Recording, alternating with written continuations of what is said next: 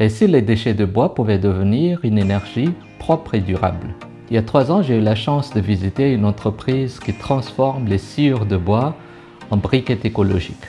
Aujourd'hui, je vous replonge dans ces images et je vous explique pourquoi ce type d'innovation pourrait changer l'avenir énergétique de Madagascar. Avant de commencer, permettez-moi de me présenter rapidement. Je suis Prosper Antialoun, je suis entrepreneur depuis 2001, mais je suis également business coach. J'appuie les entreprises à améliorer leur performance. Si c'est votre première fois sur ma chaîne, n'hésitez pas à vous abonner, ça va m'encourager. Pour revenir à notre sujet, à l'époque, cette entreprise bénéficiait de l'appui de la Banque africaine de développement à travers le programme SME BLP. Donc, BLP, c'est Business Linkage Programme, donc un programme de lien commercial avec d'autres entreprises. Bien évidemment, les 300 entreprises qui bénéficiaient de ce programme ont été sélectionnées sur des critères très rigoureux. Mon objectif en tant que consultant du programme est de les voir, les bénéficiaires, de les appuyer, mais surtout de comprendre comment une petite industrie locale pouvait créer de la valeur à partir des déchets. Et croyez-moi, c'est impressionnant. Aujourd'hui, je vous amène à Moramang.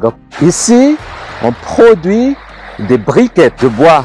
Je vais vous présenter le processus de production et bien évidemment quelques éléments. C'est très sympathique. Bon, il pleut aujourd'hui, donc c'est pas le temps idéal pour visiter, mais ça nous fait quand même plaisir d'être ici. Allons-y. Ce sont des restes de bois qui viennent des scieries aux alentours. Les bois sont encore humides et c'est pour ça que le processus de production commence ici. Ici, c'est pour sécher les débris de bois. Donc ça, c'est un four. Il y a du feu dedans. Et avec ce feu, on met les débris de bois secs dans cette fonte. Et ça suit, c'est soufflé en fait, parce qu'il y a une machine derrière, un peu plus loin. Et ça attire à une certaine température, hein, bien évidemment, à partir de 300 degrés C. Les débris de bois passent par ce système.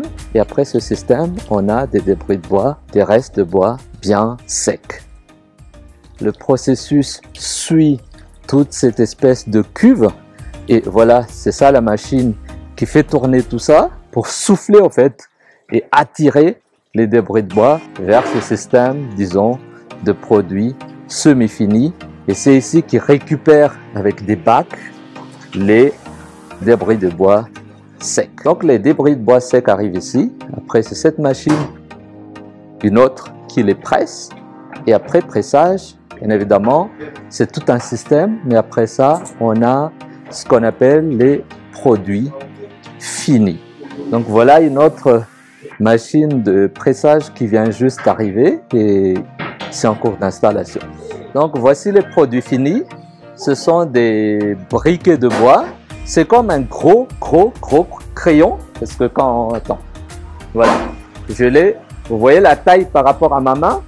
Donc c'est une espèce de gros crayon, il y a un trou en fait à travers et voilà, c'est avec ça en fait on peut l'utiliser comme le ktaï malgache, on peut l'utiliser pour faire plusieurs choses. Donc ce sont à la fois des produits écologiques qui respectent l'environnement et ça permet aussi de récupérer tout ce qui reste des bois dans les scieries. Ce qui m'avait marqué, c'est que ces briquettes n'étaient pas seulement une solution écologique, elles permettaient aussi aux entreprises de réduire leur dépendance au charbon et de valoriser des déchets qui autrement seraient perdus. Aujourd'hui, avec les crises énergétiques et les défis écologiques, ce genre d'approche est d'autant d'actualité. Imaginez si toutes nos scieries font pareil. Moins de déforestation, plus d'emplois et une énergie locale, durable et compétitive. Voilà pourquoi je voulais vous partager à nouveau ces images qui ont été tournées à Moramang il y a 3 années de cela. Soutenir nos PME, c'est soutenir des solutions concrètes pour Madagascar et pour l'Afrique. Qu'en pensez-vous? Est-ce que ces briquettes pourraient remplacer les charbons dans nos foyers? Dites-les moi en commentaire. Sur ce, chers amis, je vous dis à très bientôt. Au revoir.